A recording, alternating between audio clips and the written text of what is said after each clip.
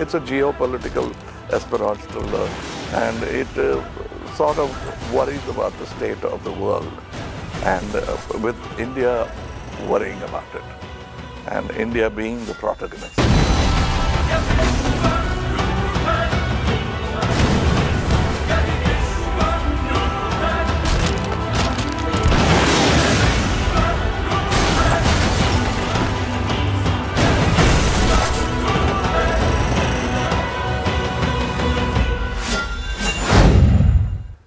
Yes, I mean, what is an easy time, you tell me? Because during Ek Duje Ke Liye, they said you made a mistake. You come in the monsoons. You're a new film. And nobody comes at this time. We thought it's an opportune moment, and we had no choice. When Prasadji didn't have a choice, somebody was willing to release it at that time, and they said, Koi baat nahi, we'll release it now.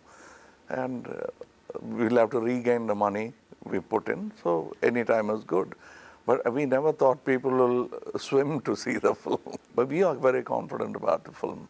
This film is unique, and we're proud. Though we have peers who are equally capable, all stories are need to be told, and that's why they are made at all. When the story itself is a need to tell people, warn them. It's like a weather forecast of collective emotions. There's intrigue. It's not like we deliberately left it unanswered, because unanswered questions trouble audience. Because as a filmmaker, you leave some intrigue, and people are so caught up with the pace of the first film, because the biggest challenge to a screenwriter is setting up the film and establishing the environment, environment and the rules of the game. Once they get caught up into the rules of the game, and then they fall into the groove. But by the time the attention span of a regular Indian audience has fallen to international standards. When I say fallen, I don't mean it in a bad way.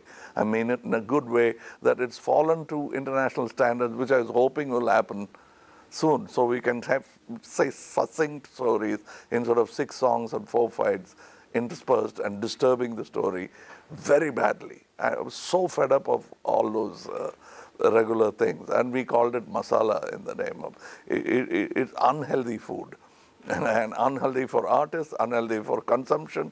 So I was always fighting against it. Even in a film like Sadma, you had to have silly songs which intervened. They were great songs. Our progress was impeded by tenets created by people who didn't fully understand cinema. Not even half as much as the audience understood it. So we were constrained. Great filmmakers trained in Pune Film Institute with international vision couldn't execute their vision. So there was a dichotomy, there was a clear divide, and there was 2 castes born, like our 4 caste system. There was a 2 caste system, and we hated that divide. I always reached across the fence and found friends across both cinemas. There were talented people on either end of the fence trying to bridge that gap. Balu Mahendra was one. Sadma was that attempt to bridge that gap. Rishida started it way before, trying to bridge that gap. They will now say, ab theek hai rahe. When I say that Achanak is the precursor for the Rambo idea of a disillusioned soldier. Yeah. America discovered it through Rambo, through a novel. That looked like it was an original idea, but Achanak had it already, of a soldier who has fought for the nation and there's no respect for him, and it hunts him down and kills him. And that is the same story of First Blood, if you see. And he cries and he says, I fought for the nation. In this, a doctor speaks. You're taking him back after I've saved him to hang him. So it's even more poignant in Achanak.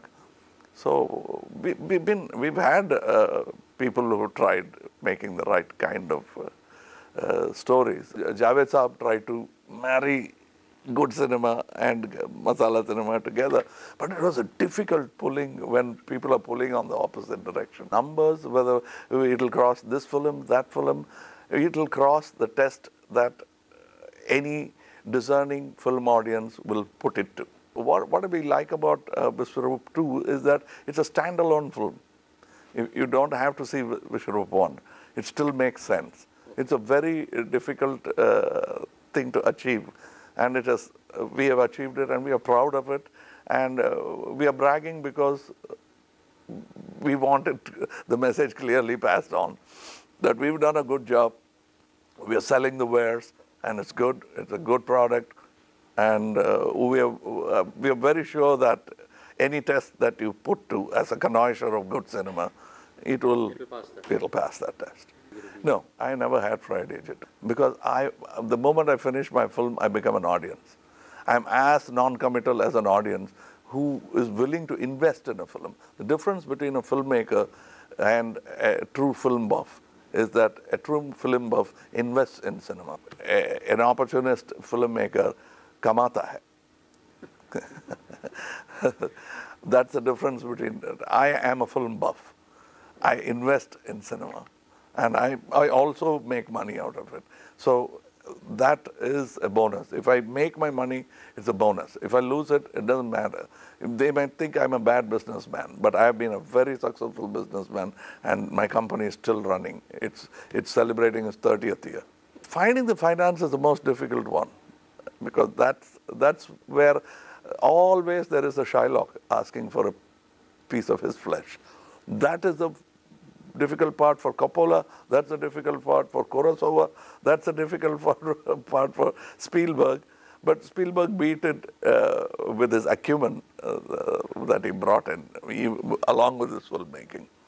And that's the malady that all filmmakers suffer. Apart from that, filmmaking is such a joyous profession. It's like battle. You ask a soldier, he's willing to die for it. It gives them fantastic joy. They are willing to lay their life down for it. And that's what cinema is. And that's what Bergman said when he said, how do you make your films? As if I will die after this film. That's the spirit of a true filmmaker. Usually film sets are full of loudspeakers and voices. Our set, I maintain silence. Not only because I do live sound, even if I don't do live sound, I like the discipline of focus and concentration for actors, technicians, to look at one spot. And my first AD calls the shot, sets it up. I sit like I'm in a daze. I'm watching everything and I'm not listening to, I'm roving eyes, looking for details, and I want to check everything is right. If I find something is wrong, I tell him. He runs around. I don't panic and run. I used to. Then I derived all this technique. The director is not a Zubedar who shouts. You know, he has to watch because he's the first representative of the audience. So I look at it as a privilege and want to enjoy it. And so I don't say start in my shots or action. I only say cut because that's important for me. Because I don't want anyone else saying the cut because I want sometimes a magical moment that happens on its own. Okay. Nobody disturbs it. So even if I'm acting, and I use all the gadgets to make the life of an actor-director easy. I have monitors stuck everywhere. People think it's an unnecessary luxury. If I'm doing a suggestion shot and the camera is coming around me, I'll have a monitor here. And the camera will come from outside. Till they come, I'll be watching the shot. Rahul Bose Saab. First, when I spoke to him, we had a conversation, and he was fascinated by my concept of the antagonist. As much character and background Omar Qureshi, played by him, has as much character, and he is a hero from his point of view. Okay. He has done some sacrifices. He is the antagonist, according to him. That's how I built him up. So he felt confident, and his body language shows that. He is a leader. According to him, he is the hero of that story.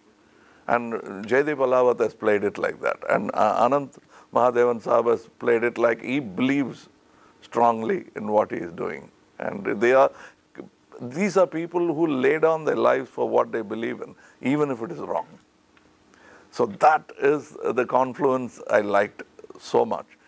Even the women in the film are willing to risk their life.